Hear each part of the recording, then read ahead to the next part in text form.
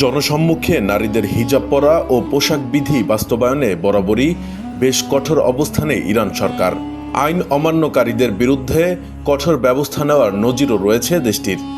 এবার নারীদের পোশাকের ব্যবহারের ওপর নজরদারি করতে ড্রোন ও অ্যাপ ব্যবহার করছে ইরান। শনিবার এক প্রতিবেদনে ইউএস সংবাদ মাধ্যম CNN নিউজ এ তথ্য জানায়। প্রতিবেদনে বলা হয়, নারীদের পোশাক বিধি লঙ্ঘনের অভিযোগ জানাতে নাজর নামের বিশেষ অ্যাপ ব্যবহারে জনগণকে উৎসাহিত করছে ইরান সরকার। এই অ্যাপের মাধ্যমে রাষ্ট্রীয় পৃষ্ঠপোষকতায় নজরদারি কৌশল ব্যবহার করছেন ইরানের নিরাপত্তা কর্মকর্তারা। তেহরান ও দক্ষিণ ইরানে হিজাব মেনে চলা পর্যবেক্ষণের জন্য ড্রোন এবং নিরাপত্তা ক্যামেরার ক্রমবর্ধমান ব্যবহারের বিষয়টিও তুলে ধরা হয়েছে।